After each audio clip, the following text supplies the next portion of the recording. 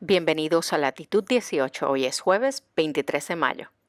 En red, como en todas las ocasiones anteriores, me acompaña la colega licenciada Ivonne Lozada. Saludos, Ivonne. Buenas tardes, Jaime. Hoy tenemos unos invitados muy especiales. Tenemos con mayúscula. Licenciado Carmelo Campos, presidente de la Comisión de Asuntos Internacionales del Colegio de Abogados. También está con nosotros el ex senador y músico y escritor Ramón Luis Nieves. Y tenemos unos temas, a mí me encanta el tema de los territorios. El pasado martes se dio una reunión histórica, como la adelantamos, en Casa Blanca con Trump. Es la primera vez que un presidente de los Estados Unidos se reúne con los presidentes de las repúblicas, de los Estados Libres Asociados, las repúblicas asociadas en el Pacífico, y las Marshall, Micronesia y Palau. Vamos a hablar un poco de en qué contexto se da, por qué se da y qué pertinencia tiene con nosotros. Hay otros asuntos que han estado pasando, Jaime, en el país durante esta semana. No creo que nos dé mucho tiempo, pero bueno. Vamos a comenzar con el tema de esta importante reunión del presidente Trump con los presidentes de las repúblicas asociadas. En Puerto Rico, este tema de la libre asociación es uno que en términos de conocimiento general no es amplio. Y obviamente está muy matizado por todo este minimalismo partidista. Vamos un poco a precisar qué representa dentro del ordenamiento constitucional de los Estados Unidos la libre asociación. Bueno, Carmelo. Antes que nada, gracias por la invitación y por traer a la mesa un tema tan pertinente y tan importante y que puede tener tanta proyección en el futuro político de Puerto Rico y en la discusión del asunto de nuestra relación jurídica y política con los Estados Unidos. En términos del esquema constitucional, estos tratados de libre asociación presentan unos acuerdos que Estados Unidos negociaron y realizaron con varios ex territorios del fideicomiso del Pacífico. Estos territorios antiguamente eran territorios alemanes que una vez finalizada la Primera Guerra Mundial pasan a estar bajo un mandato de Japón, mandatos que se llevaban a cabo de acuerdo a la Sociedad de Naciones. Y una vez finaliza la Segunda Guerra Mundial, como suele pasar, pues los países que pierden los territorios y pasa a formar un fideicomiso administrado por los Estados Unidos. ¿Qué es un fideicomiso dentro del ordenamiento internacional? Es un territorio que se confía la administración a una potencia de acuerdo a los términos establecidos en un acuerdo de fideicomiso que firmaron los Estados Unidos con las Naciones Unidas en 1947. Y ese fideicomiso estaba supervisado por un consejo de las propias Naciones Unidas y se dio un proceso donde desde los años 60, 1969, se comienzan a negociar estos acuerdos que finalmente son aprobados en los años 80 y que acuerdan, estos ya no eran territorios, se convierten en unas naciones libres y soberanas, pactar un acuerdo con los Estados Unidos para los términos. Recordemos, estamos hablando de territorios con un valor estratégico militar de primer orden enorme, que eso es lo que nos trae la discusión y lo que finalmente... Y no se da por casualidad este interés de repentino de Trump para reunirse con los territorios, no territorios, con los pasados territorios del Pacífico. Bueno, algunos podrían decir, y una de las críticas que se han planteado a este tipo de arreglos es que todavía mantienen unos resabios de la relación de dominación de parte de los Estados Unidos, especialmente en cómo se alinean las tensiones en la esfera internacional. Y si uno mira la trayectoria de lo que han sido los votos de estos tres países, pues en la mayoría de los casos se han alineado en la ONU, posiciones en la Asamblea General de las Naciones Unidas. Pero el punto es que... son votos seguros ahí. Exacto, sí. Votos... Bueno, ellos dependen todavía de transferencia en áreas de beneficencia social, de los cuales ellos se... Donde tienen en muchos casos paridad en la transferencia de fondos para esos proyectos. Entonces, en términos generales, lo que se llega a un acuerdo donde ellos dicen alcanzamos la independencia con todos los atributos que existen bajo el derecho internacional, excepto, y ahí hay que poner un asterisco un poco grande, el aspecto de la defensa y de las bases militares que permanecen bajo el control de los Estados Unidos. Y establecieron unos acuerdos en términos, luego podemos ir un poquito más en detalle, de algunas ayudas que se están brindando, y estos acuerdos están hasta el 2023, están en vigencia, unas ayudas en bloque que se le brindan a estos países.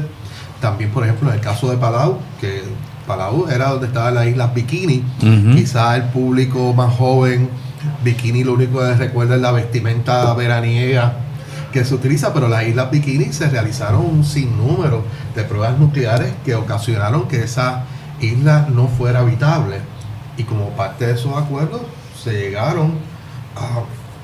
negociaron unos acuerdos para la compensación económica por los daños sufridos por ese daño ambiental. Así que es un arreglo interesante porque estos países son tan independientes formalmente como cualquier otra de las naciones del mundo. Lo único que mantienen una relación con unos términos establecidos, económicos y militares principalmente, y también en otras áreas como por ejemplo en la cuestión migratoria. Mucha gente podría pensar que las personas de estos países tienen doble ciudadanía con la estadounidense. No, estos países cuando eran parte del fideicomiso tenían una ciudadanía propia del territorio del Pacífico. O sea, hay movimiento libre. Hay movimiento libre, pero en el momento que alcanzaron con Estados Unidos. Sí. Con Estados Unidos. Sí. En calidad de si interesan trabajar en Estados Unidos. Sí. Servir en la milicia. La única restricción que tendría sería en condiciones extraordinarias, una persona que ha sido convicta de delito o cuestiones que ya serían realmente extraordinarias, pero tienen un acceso ilimitado al territorio de Estados Unidos. Y eso, por ejemplo, trae unas controversias que han llegado miles de personas a Hawái, y Hawái de momento está diciendo: ustedes, gobierno federal, tienen que darnos ayuda, y se estableció un fondo de parte de Estados Unidos, creo que de $30 millones anuales, para poderlo darle a los territorios, a Guam, a Hawái, para los servicios sociales de esa población que se ha trasladado de estas repúblicas asociadas a territorio estadounidense. Sí. Ramón Luis, ¿qué tú añadirías a los comentarios introductorios de Carmelo? Sí, y te agradezco, Carmelo, porque realmente has hecho un gran resumen sobre estas relaciones políticas bien complejas que existen entre Estados Unidos y estos países. Hay que ir un poquito al origen de por qué se da esta relación. En primer lugar, las relaciones entre los países se anclan en los intereses que quieren adelantar. Primero vienen los intereses de cada país o de cada territorio, lo que fuera, y después es que se le da forma jurídica a lo que se quiere hacer. Eso es lo que pasó en los territorios de la antigua Micronesia. Es un poco lo que pasa con lo que sucedió aquí en el 52 con el ELAD, que también fue una transacción histórica anclada en unos intereses de ese momento, ¿verdad? Y eso podemos hablar sobre eso. Pero lo cierto es que para aclarar unos términos, estos territorios del Pacífico, que no son 3 islas, son cientos de islas en el Pacífico, Estados Unidos nunca ejerció su soberanía, su poder soberano, o sea, esto es una cosa medio jurídica, pero a diferencia de Puerto Rico, donde Puerto Rico ha sido un territorio bajo la cláusula territorial de la Constitución de Estados Unidos, esos territorios estaban, como decía Carmelo, estaban bajo un acuerdo con Naciones Unidas, un acuerdo de fideicomiso, que ese acuerdo de fideicomiso, una de sus disposiciones era de que en algún momento había una obligación de Estados Unidos de encaminar a esos territorios a su libre determinación. Eso estaba ahí puesto, o sea que no eran territorios que estaban ahí para la eternidad. En el año 2000, cuando yo era estudiante de Derecho, en mi último año, tuve una clase con el profesor Fernando Martín García en la Universidad de Puerto Rico, y mi último trabajo fue estuve desarrollando un trabajo sobre precisamente los pactos de libre asociación, que después lo seguí trabajando y se convirtió en un libro en el 2002. Y Fernando me dice, oye Ramón, ya que estás en esto, ¿por qué no vas a Washington y hablas con la gente que tiene que ver con este tema allí? ¿Verdad? Yo me quedé en un hotelito bien barato allí en Embassy Road, y pues pude entrevistarme con o los embajadores o los ministros de la... ¿Cómo se llama el término? Es el segundo en la embajada, pero es que corre la embajada. Tiene un nombre en particular. Los attachés. De los tres países libres asociados, el Palau, los Estados Federados de la Micronesia y la República de las Islas Marshall. Tuve la oportunidad también de hablar con funcionarios del Departamento del Interior, porque a nivel de Estados Unidos, los dos departamentos que trabajan directamente con los asuntos de estos países, el Departamento del Interior por un lado, particularmente la parte económica, y el Departamento de Estado y obviamente Defensa, que por las razones en particular, Estado porque son relaciones entre países soberanos, ¿no? Y fue realmente, más allá de leer los libros y toda la cosa, yo creo que esa experiencia me abrió mucho los ojos sobre este tipo de relación. Nunca voy a olvidar, en la Embajada de las Islas Marshall había una exhibición en ese momento de fotos.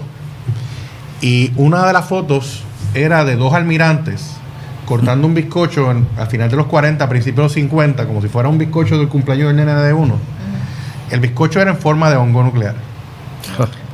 Celebrando las más de 50 pruebas en el atolón de Bikini sobre que tuvieron en los años 50 y cuyas consecuencias hoy no están resueltas y siguen ahí. Recordemos también lo siguiente, pasan los años y en los años 60 los reclamos de lo que podemos llamar hoy reclamos soberanistas en los pueblos de la Micronesia estaban aumentando, reclamos, quejas con respecto al trato de los militares. Estados Unidos no permitía desarrollo económico ahí, no permitió en las Marshall, que si mal no recuerdo, entrada de empresas extranjeras hasta los años 70. O sea, que a diferencia de lo que pasó en Puerto Rico, que se abrió a la industrialización por invitación, allí los militares querían tener esas islas pisoteadas en términos económicos para que dependieran eternamente de Estados Unidos. Y realmente pues había un reclamo soberanista en esas islas, pero por otro lado los militares querían quedarse permanentemente allí por los intereses estratégicos de esas islas que están en el Pacífico y han sido muy importantes hasta el día de hoy. Así que la solución a ese conflicto de intereses fue buscar una figura que apenas había sido utilizada en el derecho internacional vigente de ese momento, que es la figura de la libre asociación. Claro, el primer ejemplo de libre asociación realmente reconocido después de las declaraciones, de las resoluciones de la ONU, particular, la 1541 particularmente, fue el caso de Nueva Zelanda con las islas Cook y Niue, que fue en el año 1965. Son unas relaciones bien interesantes. Es otro esquema de libre asociación distinto, dentro del esquema constitucional distinto. Pero vieron esa figura de libre asociación y comenzaron desde el Congreso de la Micronesia, que se llamaba, un proceso de negociación con Estados Unidos. Un proceso serio de negociación muy intenso. Hay unos libros extraordinarios escritos sobre el tema, particularmente por Arnold Leibowitz y otros autores, libros muy interesantes. Ese es el clásico, el de Leibowitz. Ese es el clásico. Y en algún momento, a principios de los 70, un grupo de islas se separa del proceso, porque la negociación era para crear unos pactos de libre asociación anclados en la soberanía de dichos pueblos. Pero un grupo de islas, que son las Islas Marianas del Norte, se separan de ese proceso y empiezan a negociar por su cuenta, porque ellos no querían separarse, o no separarse, sino ellos no querían su propia soberanía, ellos querían unirse más a Estados Unidos. Y ahí es que comienza la negociación de lo que se convirtió en el Commonwealth de las Islas Marianas del Norte. Es el único caso en la historia constitucional de Estados Unidos donde voluntariamente un territorio quiere convertirse en territorio de Estados Unidos y meterse dentro de la cláusula territorial. Aquí el debate en Puerto Rico es cómo nos salimos de la cláusula territorial. Ellos quisieron meterse dentro del ámbito de la cláusula territorial. E interesantemente, en 1975, en el Congreso de Estados Unidos se están discutiendo simultáneamente tanto la propuesta de acuerdo con las Islas Marianas del Norte para crear un Commonwealth y la propuesta del llamado Nuevo Pacto de Puerto Rico, que si tú lo lees uno al lado del otro, son bien similares. El de Puerto Rico fracasa por una razón y el de las Marianas del Norte sí prevalece. Y es interesante porque el modelo que mucha gente en Puerto Rico que favorece un desarrollo del Estado Libre Asociado ha preferido, realmente ya las Islas Marianas del Norte pues lo consiguieron, y podemos hablar ahorita en otro turno sobre por qué algunas de las cosas que se consiguieron en ese acuerdo tal vez no se puedan conseguir hoy si Puerto Rico decidiera ir por esa ruta, pero ciertamente en 1986, como decía Carmelo, se firman los pactos de libre asociación entre ya por la administración Reagan. Ya sobre 30 años han pasado. Sí, y los Estados Federados de la Micronesia y las Islas Marshall. Palau también se firma, pero no se puede ratificar finalmente hasta el 1994, porque la gente de Palau en su constitución, porque parte de ese proceso es que ellos hicieran su propia constitución, ellos incluyeron unas cláusulas prohibiendo el tráfico de armamento nuclear por Palau, que era un tema bien importante, recordemos en los años 80, la no proliferación del Tratado de Tlatelolco. El Tratado de Tlatelolco.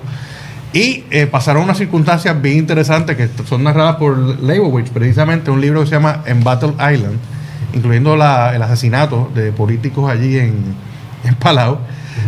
Y finalmente cambian las cosas políticas y llega a una clase política Palau que está más abierta a la idea y por esa razón se ratifica finalmente el Pacto de Palau en 1994 y concluye en ese momento, en ese año, las responsabilidades de las Naciones Unidas sobre dichas naciones. Yo quisiera añadir a este recuento un poco de historia también de el concepto y la concepción de la asociación. En el caso particular de Puerto Rico, nosotros no podemos olvidar, y yo creo que debemos de estudiar un poco más la figura de Carl J. Friedrich, y su propuesta de asociación y la influencia que tuvo él y esa idea en Luis Muñoz Marín en la década del 50. La persona que Friedrich le recomienda a Muñoz para trabajar la conferencia Godkin, que entre muchos aspectos atendió el tema de la asociación frente al rechazo del nacionalismo. Ese es el tema de la primera conferencia. Ahí es que viene la recomendación de Juan Manuel García Pasalacua, que se convierte entonces en el ayudante de Muñoz para trabajar preferentemente estas conferencias invitadas por Harvard. Este documento, estas reflexiones sobre el concepto de asociación, el rechazo al nacionalismo, se recogen en las minutas de las discusiones de los textos que sirvieron para reflexionar y preparar las conferencias, que finalmente se convirtieron en el libro, el texto, Conversaciones en el Convento. Esa es otra mirada al tema de la asociación política. También debemos de recordar las aportaciones que se hicieron con la publicación de Futuros Alternos, los documentos desclasificados por el presidente Carter sobre Puerto Rico entre el 76 y el 80. Esta es la ocasión donde el presidente Carter le ofrece a Puerto Rico 4 opciones políticas, incluyendo por primera vez la libre asociación. Y creo que también debemos de recordar que en el año 1998, el año también de la quinta columna, el Comité de Energía del Senado de los Estados Unidos, en discusiones sobre el futuro político de Puerto Rico, la única opción que consideró fue la de la libre asociación. Y hay una publicación donde se detalla cuáles serían los procesos que conducirían a ella, cuáles serían las condiciones y lo que se ha mencionado, los intereses militares estratégicos estarían sujetos a protocolos secretos, a documentos que no serían discutidos públicamente. Eso está publicado. Así que hay también en el caso de Puerto Rico unas instancias donde tanto la academia estadounidense como las instituciones políticas de mayor nivel reflexionaron sobre el tema de la Asociación para Puerto Rico. ¿Por qué mucho este tema, volviendo? Hay mucho desconocimiento en la calle, en el puertorriqueño, sobre los territorios, sobre los pasados territorios y por qué pertinencia puede tener ahora. Ustedes dicen, ¿por qué estamos hablando de estos territorios, pasados territorios de estas repúblicas en el Pacífico? Entonces, si estamos pensando en desarrollar el país, tenemos que pensar en cómo lo desarrollamos dentro de la relación que tenemos con los Estados Unidos o fuera, como quiera que sea. Pero tenemos que entender la historia de Puerto Rico como territorio de los Estados Unidos. Y no es una relación exclusiva. ¿Cuál ha sido nuestra historia y la de los otros 4 territorios? Está Islas Vírgenes, Guam, Samoa Americana, Islas Marianas, y de los pasados territorios, que es lo que estamos hablando hoy, de esta reunión que se da por primera vez con Casablanca, en un contexto, como decíamos, que no es casualidad. Y volviendo, oye, un poco también los medios, en ningún medio ha aparecido ustedes, y quizás y los puertorriqueños no le da importancia, si no ha salido de los principales medios del país. Esto no se discute en los medios de comunicación de este país. Yo encontré noticias hoy en Australia, hablando de Australia, Nueva Zelanda, y en el Pacífico, y obviamente de Estados Unidos, pero aquí no se discute. Entonces los medios mucho abonan a esta ignorancia de la propia historia de Puerto Rico. Entonces, ¿por qué se da esto ahora? Que han tratado a las repúblicas asociadas y las Marshall, oye, son ciudadanos americanos. Ya Casablanca estaba haciendo unas presiones de nuestros hermanos ciudadanos americanos en el Pacífico. Se creó una comisión la pasada semana para el desarrollo económico de las comunidades asiático-americanas y los isleños del Pacífico para desarrollar para el desarrollo económico. Incluyen por primera vez, porque solo incluían a los ciudadanos americanos como Hawái, los ciudadanos americanos de territorios incorporados, pero también lo que son los territorios ultramarinos, pero incluyen a las repúblicas asociadas dentro de ese plan, con una agenda que surge también del comunicado de Casablanca, de vamos a ayudarlos a encaminar y a desarrollar económicamente, porque ustedes son nuestros hermanos ciudadanos, y a tratarlos como ciudadanos americanos, by the way, aunque no son ciudadanos americanos. Los americanos tienen derecho libre acceso, pero no ostentan la ciudadanía estadounidense. Ni siquiera el tiempo que están residiendo en Estados Unidos puede utilizarse para solicitar la ciudadanía. Pero ¿qué está corriendo ahora? Porque este interés repentino de Trump... Yo creo que no es nada de casualidad. La geopolítica en la región del Pacífico, específicamente las relaciones con China, todos conocemos las tensiones que existen actualmente. China ha tratado de ganar influencia en la región y Estados Unidos está haciendo lo propio, identificando sus socios regionales y alineándolos para sus intereses. Eso es lo que responde principalmente esta reunión. Desde mi punto de vista, en Palau está la instalación de misiles más grande de los Estados Unidos. En el escenario y con la filosofía actual del presidente de Estados Unidos, pues de mostrar mollero y de hacer ruido, pues cuadra perfectamente que esa invitación y esa comunicación de estos son nuestros amigos, estos son nuestros aliados, porque ciertamente lo han sido. Sí. Y lo continuarán siendo. Pero yo creo que combinando la reflexión tuya, Ivonne, y la reflexión de Jaime, y por supuesto la de Ramón Luis, yo creo que estamos en un contexto tan particular donde la situación colonial de Puerto Rico no aguanta mucho más, que se hace urgente comenzar a ver alternativas que sean reales, de poder llegar a un acuerdo digno, razonable, ya sea con Estados Unidos o fuera de Estados Unidos. Y dentro de una de estas vertientes, yo lo digo desde mi perspectiva como independentista, quizás distinta a la de ustedes, yo creo que el pueblo de Puerto Rico tiene derecho a saber que existe una alternativa como la libre asociación con los atributos que tiene. Igual forma que tiene derecho a saber las limitaciones que tiene la estadidad o las limitaciones que tiene la independencia, los atributos de todas las alternativas posibles. Ese proceso educativo, ese proceso de concienciación es un paso ineludible, donde la academia, las organizaciones tenemos que tener un rol más activo. Ciertamente no podemos dejarlo en manos de los políticos, porque los políticos no tienen el interés apremiante que, desde mi humilde opinión, es resolver el asunto. Entonces quedan a otros ingredientes importantes dentro de la sociedad civil tratar de darle una mirada distinta a la solución del estatus de Puerto Rico, que no esté ligada esencialmente a si ganamos o perdemos las próximas elecciones, sino que esté atada al bienestar real del pueblo puertorriqueño. Así que los felicito por haber traído este tema.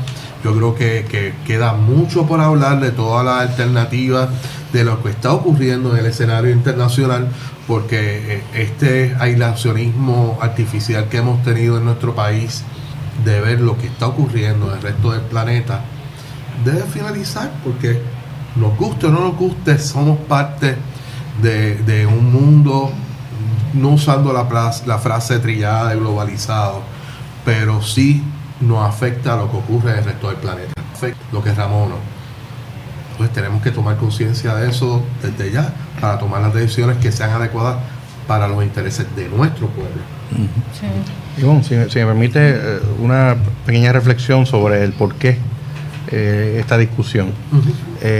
Como mencionaste al principio, esta semana hubo una reunión histórica. Nunca un presidente de Estados Unidos, en los 30 y pico de años que llevan las relaciones formales de libre asociación, De haberse firmado los pactos en 1986, nunca se había reunido con los tres presidentes, entre los tres jefes de Estado a la misma vez de estos países. No solamente hubo una reunión con el presidente, sino ellos se reunieron también con el secretario de Defensa, con otras, y hubo unas actividades sobre esto. ¿Por qué se da esta reunión?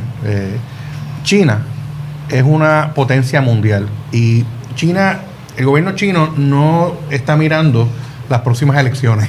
No. O sea, ellos no planifican su política pública de, mira, déjame ver cómo hago esto para que en 3 años, porque la gente se olvida que aquí hablamos de 4 años de las elecciones nuestras, pero no son 4, son realmente 3 años de tratar de hacer lo que se pueda, porque ya hay un último año de cuestión más electoral, de campaña, ¿no? Digo, el gobierno sigue operando, pero ya estamos en el ánimo de campaña, como vamos a estar en Puerto Rico el año que viene. Pues aquí se planifican las cosas para 3 años, de manera de que todos los fondos, todas las calles embreadas y todo estén listas para el año 4.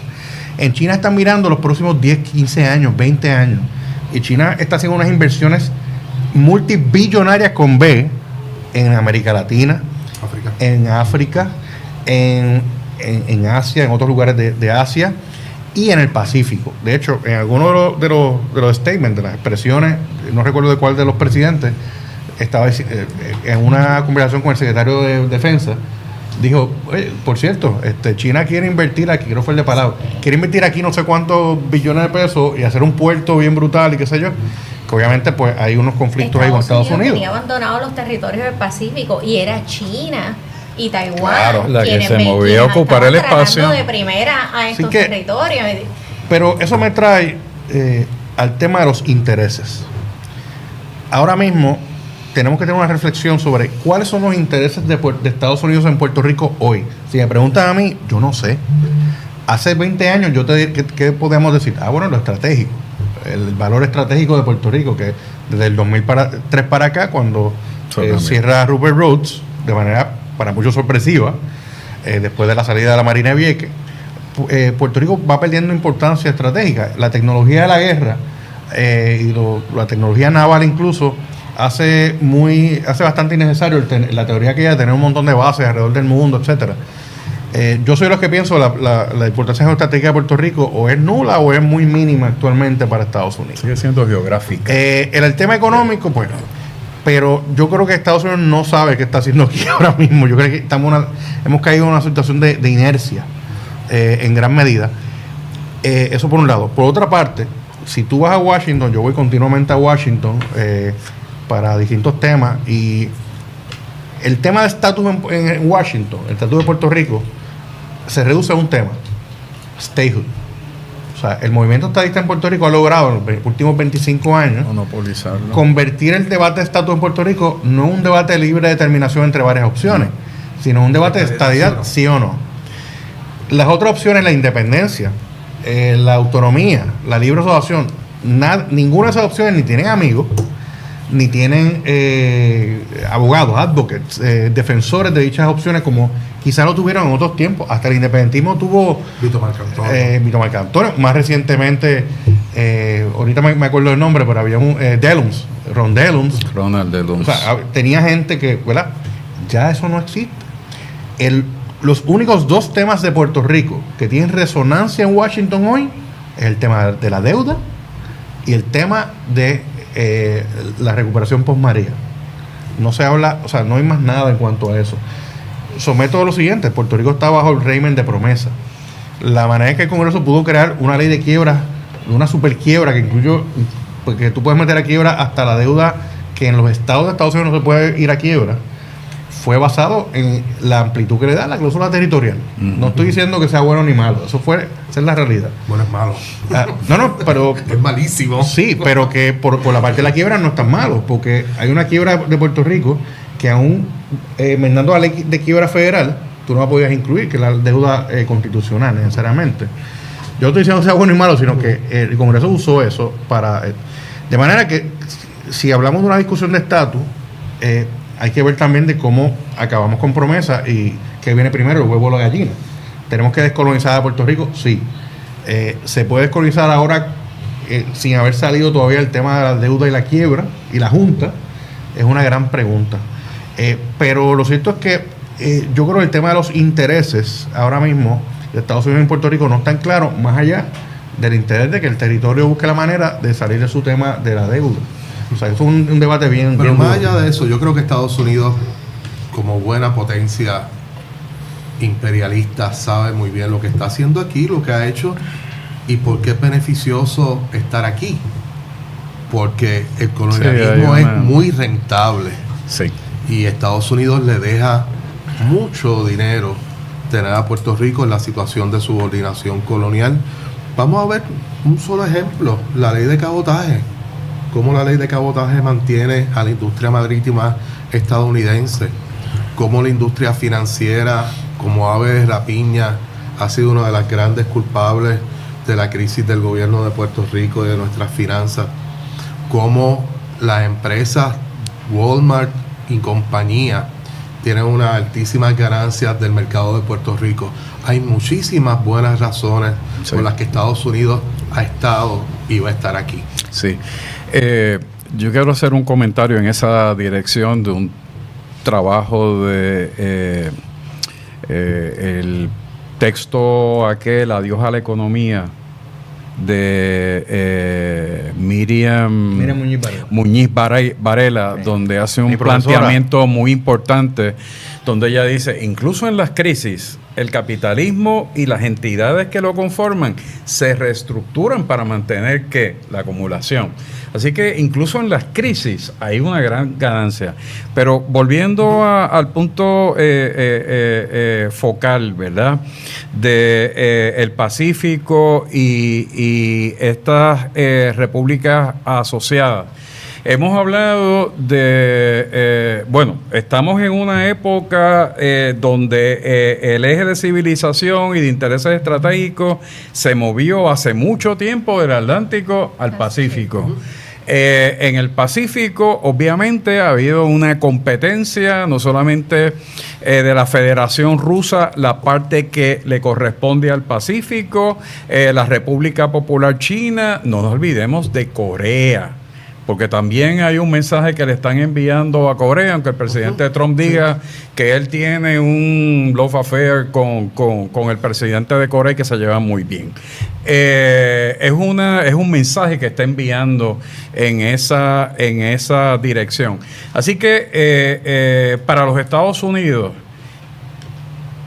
que está en una etapa también muy precaria de su hegemonía, el reto de militar y económico en esa región los obliga a ellos en cierta medida, yo creo que un poco torpemente en este contexto. Yo no apuesto por el asesor que tiene Bolton y los otros asesores militares. Creo que los Estados Unidos están jugando de una manera muy arriesgada en muchos frentes a la vez. Vamos entonces a volver atrás, al mundo atlántico y al mundo del Caribe.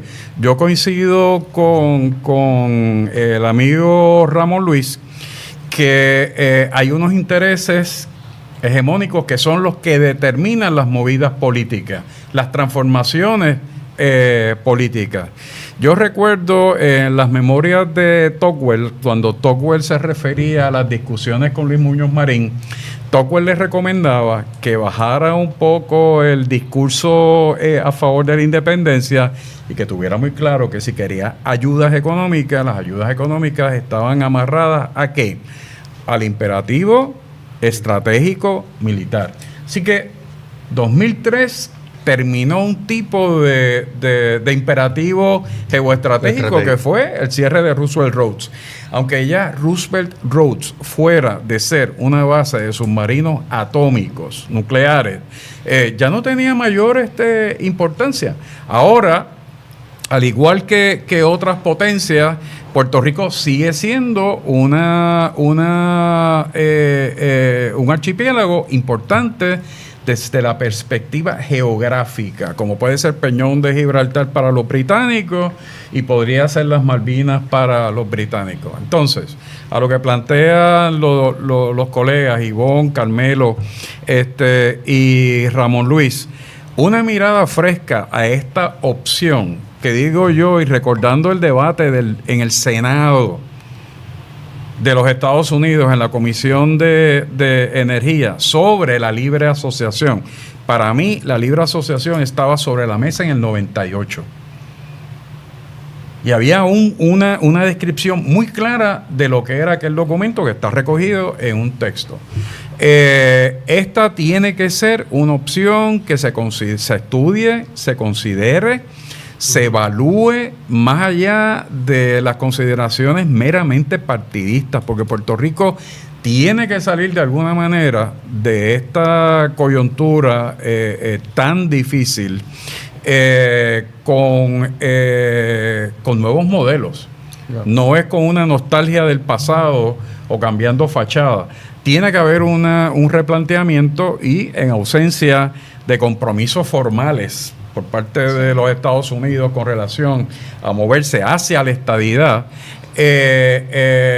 lo que queda son las dos opciones. Recuerden ustedes, Carter promovió 4 opciones para Puerto Rico, incluyendo la libre asociación. Bush lo redujo en la política de sendero a 2, la estadidad y la independencia. Y la independencia con 2 modalidades.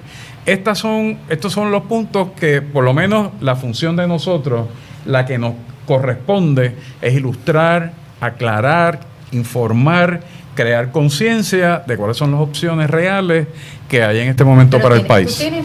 Estoy totalmente de acuerdo contigo y hay que revisar y replantearnos esa relación hacia la dirección que sea.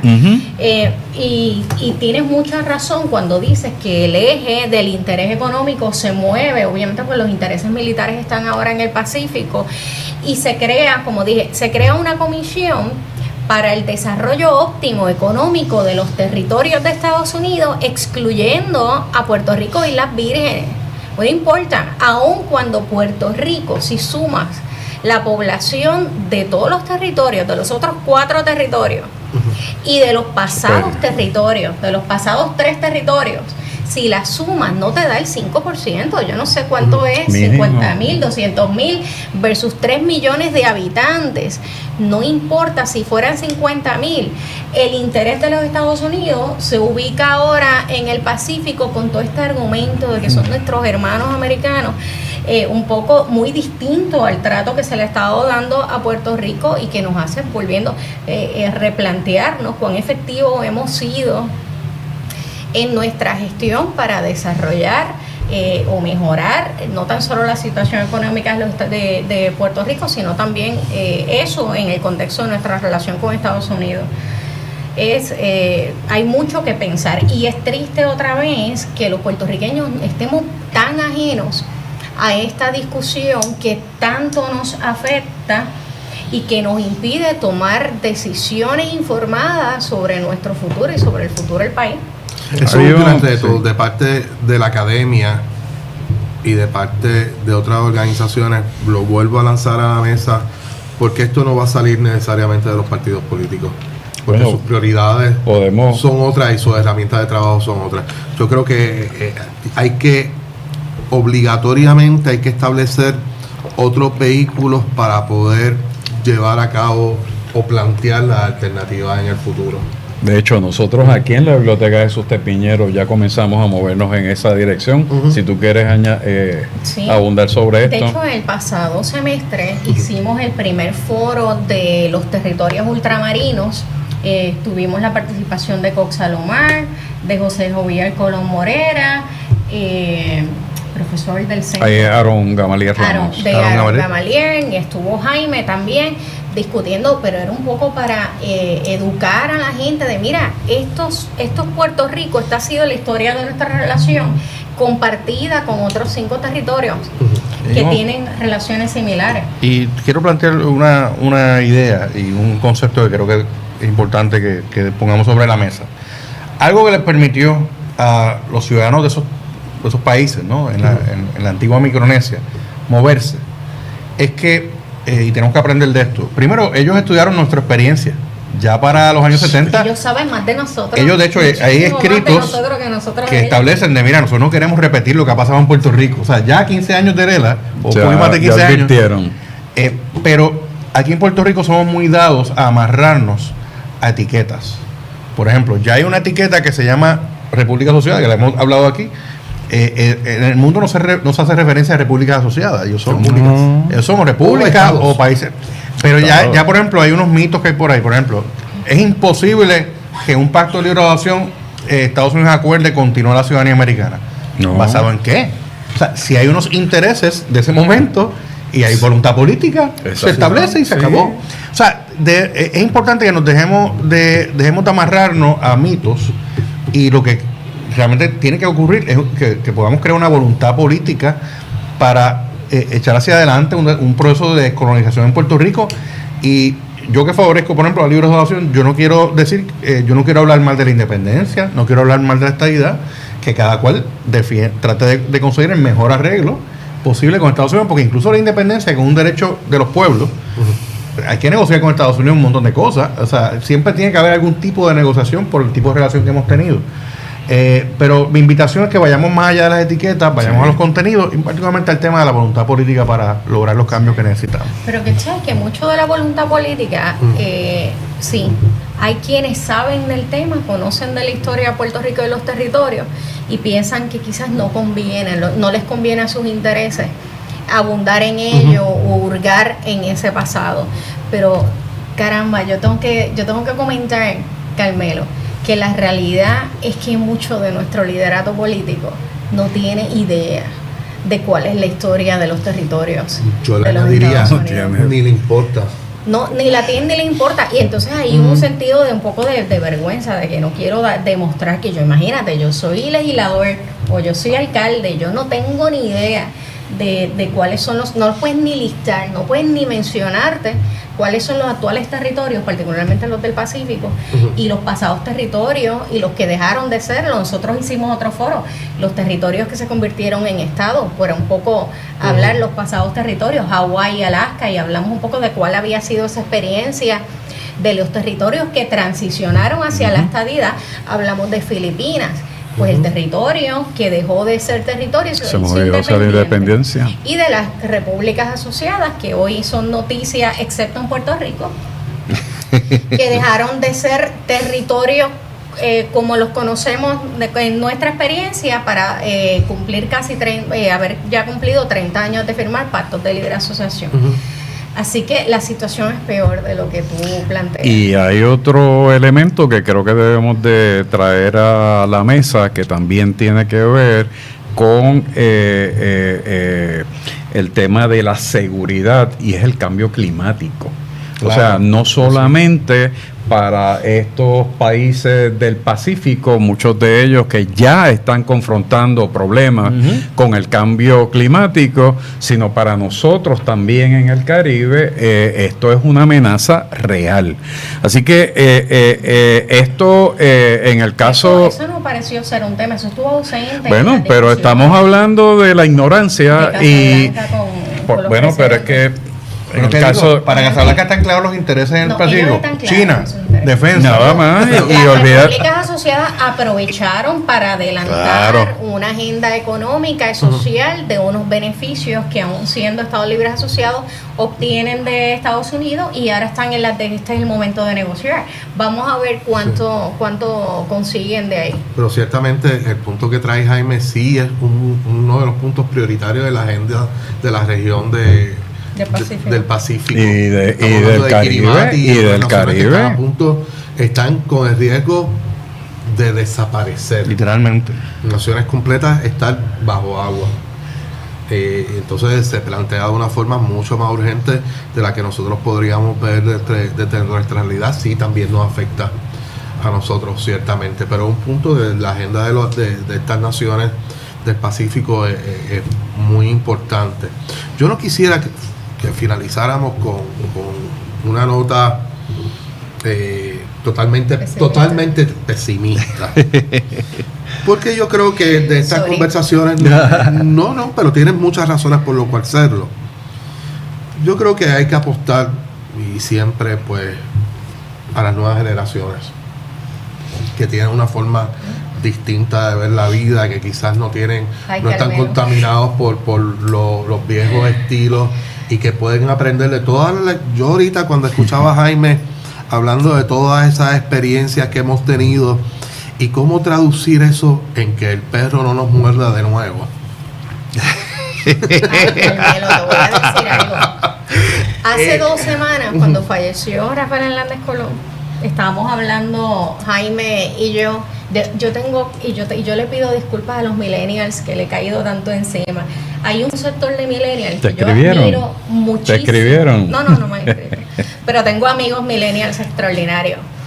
Hay un sector de millennials que te digo que son impresionantes, han redefinido lo que es la agricultura en el país. Nuestra generación menospreció mucho a la agricultura, porque todos queríamos ser médicos, abogados, ingenieros, no sé. De gente regresando. Porque el proyecto de industrialización hizo ver eso como un trabajo indigno. Pero eso es parte del legado, eso es parte de ese legado que no debemos. Empresarios que no se meten en la política, que no le interesa mucho, y te tengo que decir que es usted y tenga, y los admiro muchísimo porque tienen el empuje que no tiene mi generación para echar para adelante el país sin esperar a que el gobierno venga a darles dinero, ayuda, support.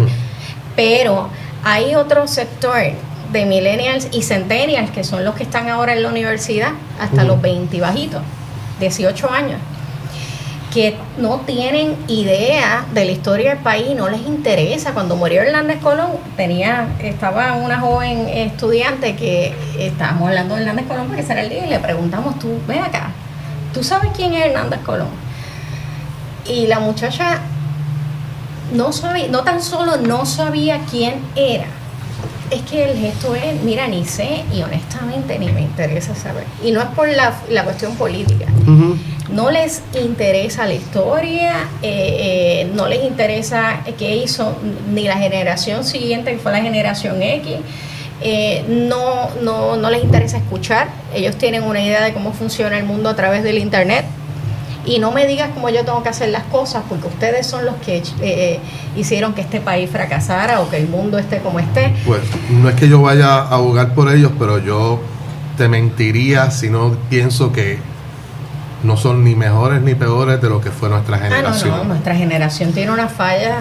La generación de mediados de los 80 que yo viví, en los tiempos de Reagan y todo eso, es una desmovilización a todos los niveles, una falta de conciencia.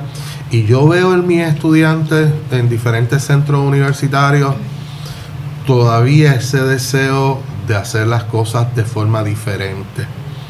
La gran circunstancia es que el país que les estamos legando a ellos es 10 veces peor que el que nosotros teníamos en las manos. Sí, eso es cierto. Entonces, en ese sentido, hay que mirarlos con con respeto, con admiración, de que yo le digo a ellos, a ustedes les toca enderezar el bollete que nosotros estamos dejando, y eso no es cualquier cosa.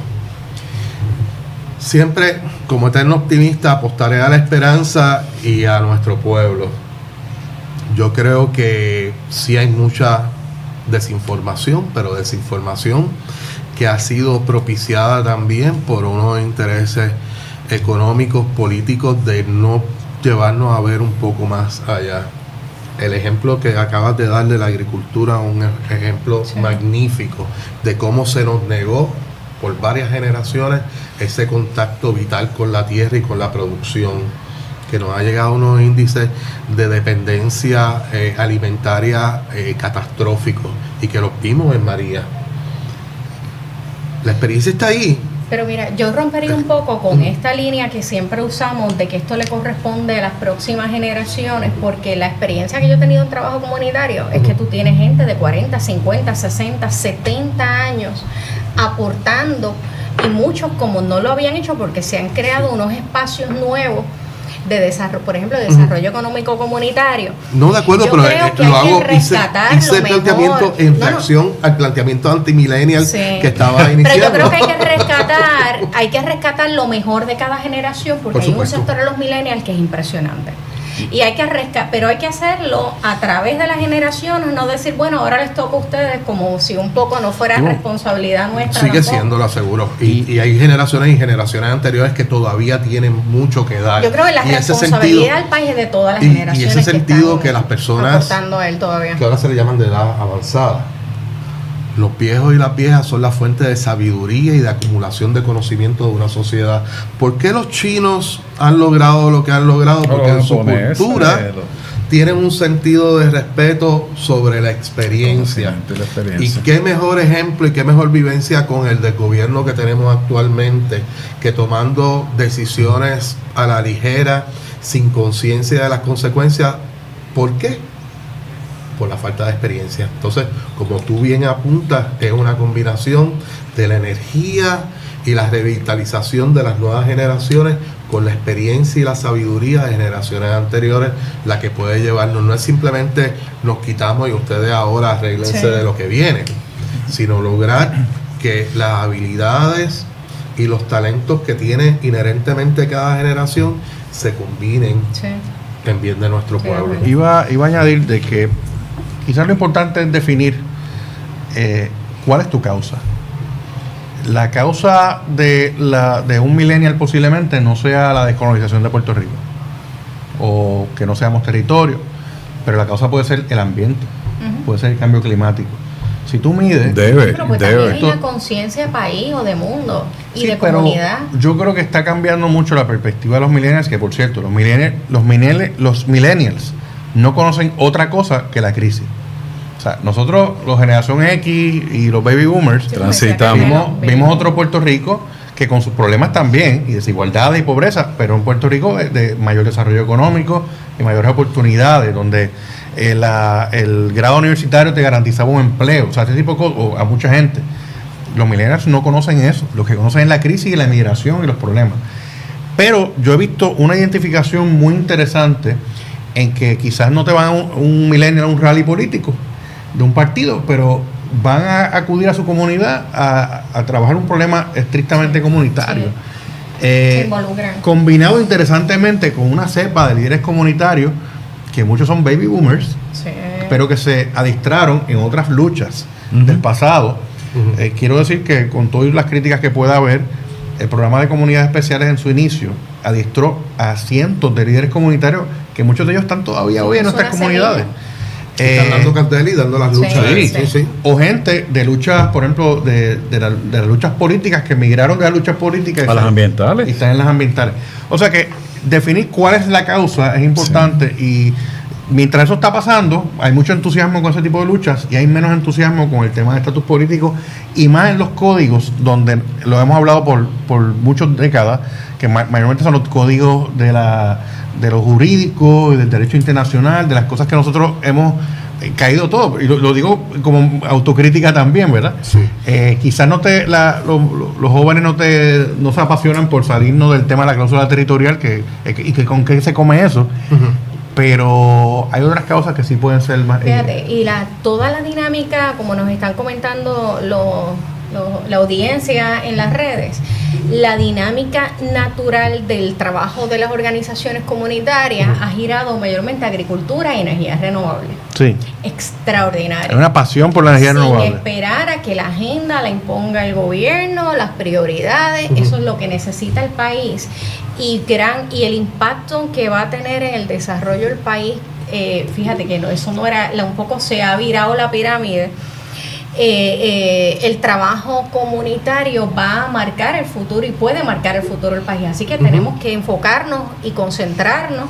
De hecho, por eso la Biblioteca Jesús T. Piñero, esto es un anuncio de la biblioteca, la biblioteca ha concentrado muchos esfuerzos en desarrollar un proyecto que se llama Encuentro Comunitario, en el cual tenemos en agenda unos proyectos a desarrollar, proyectos agrícolas muy ambiciosos y también de energías renovables.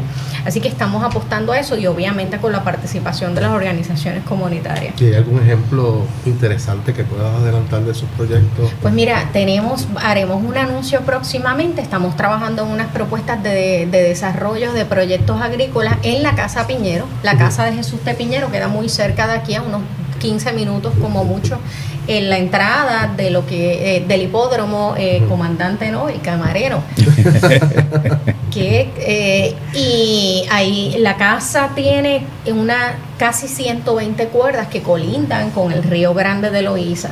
Así que el proyecto comunitario que nace aquí en la Biblioteca Piñero se expande hasta la Casa Piñero. Ya hemos tenido reuniones con organizaciones comunitarias de la región que para anticiparles lo que van a hacer estos proyectos. Eventualmente, cuando ya tengamos la propuesta completa, se la vamos a estar presentando dentro de una reunión que vamos a convocar en la Casa Piñero para presentárselo a las organizaciones comunitarias de la región y también a los gobiernos de los municipios aledaños, que son Carolina, Canóvana, Río Grande, Loíza, Luquillo, para que puedan participar del mismo. Hay proyectos que ya están muy adelantados a corto plazo, mediano plazo, largo plazo. Estamos muy entusiasmados, un proyecto muy ambicioso, pero estamos apostando a él precisamente porque sabemos lo que esto va a representar para el futuro de Puerto Rico y contamos, ahí hay diversidad.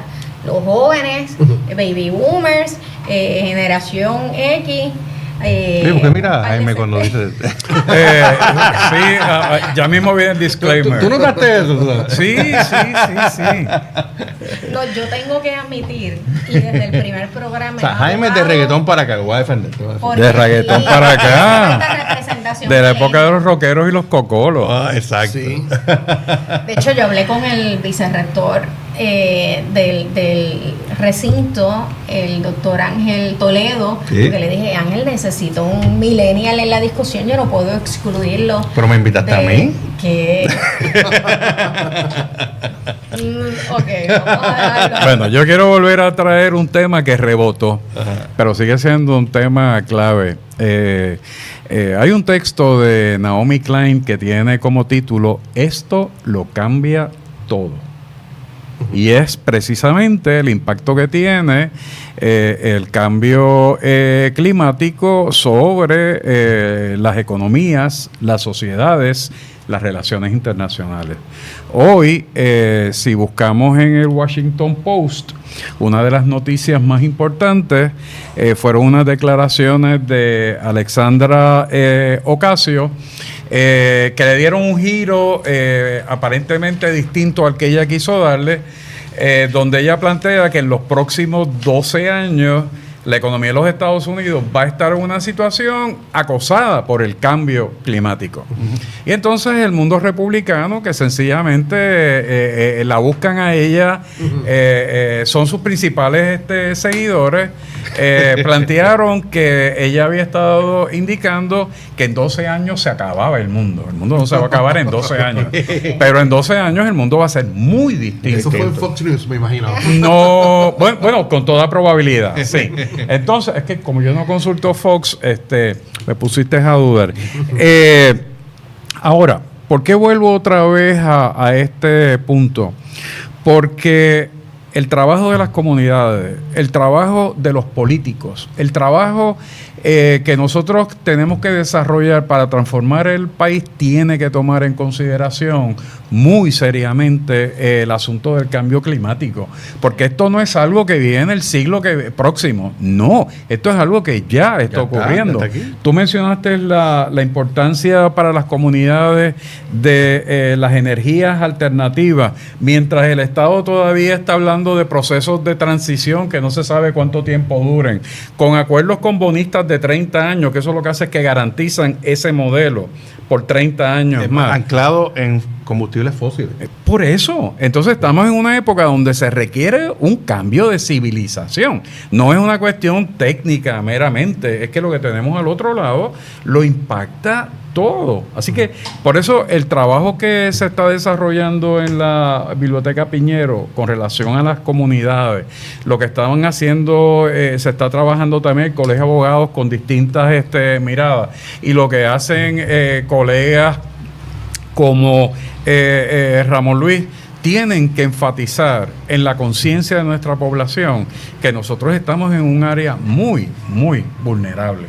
Y que la economía, los cambios económicos, los cambios de infraestructura tienen que estar alineados con esa realidad. No podemos estar pensando en que montar un discurso de desarrollo económico con industrias de alta intensidad o de mano de obra o de capital como se dieron 50 años atrás. Bueno, si no lo vimos con la experiencia de María, ¿cuándo lo vamos a ver? Exacto. Bueno, ya nos pasamos un poquito del tiempo, pero quiero hacer un paréntesis. Yo no estoy segura que Jaime vea Game of Thrones, que terminó este fin de semana. Indiscutiblemente esa no es mi... Carmelo, ¿tú viste Game of Thrones, la serie? No, Muy ni un segundo. Pero bueno, un poco cierra. Yo no voy a hablar de Game of Thrones porque voy a salir un poquito frustrada. Definitivamente hay unas diferencias generacionales. Sí. Cuando uno se reúne con unos colegas y todo el mundo está hablando de algo distinto que uno desconoce. Mira, termina Game of Thrones, pero te voy a recomendar que te va a gustar. Hay una serie en HBO que recién empezó, tiene 3 episodios, de Chernobyl, se llama Chernobyl. Está hablando muy bien. Buenísima, del desastre nuclear en el 1984. Está para pelo, es bien tensa, es un thriller histórico, así que se la recomiendo a todos para que la vean. Está en HBO, Amazon Prime, anuncio gratis. Y finalizamos, gente, hoy, nos pasamos un poquito de la hora. Gracias a todos por sintonizarnos hoy aquí en Latitud 18 desde la biblioteca del gobernador Jesús T. Piñero, primer gobernador puertorriqueño en el recinto de Carolina, Universidad Ana Geméndez. Gracias a Ramón Luis, gracias Carmelo, gracias por acá, y a Jaime, como siempre, que por se repita la acompañarnos. invitación. Pues Se va a repetir. Nada, los vemos el próximo jueves a partir del mediodía. Gracias y saludos a todos.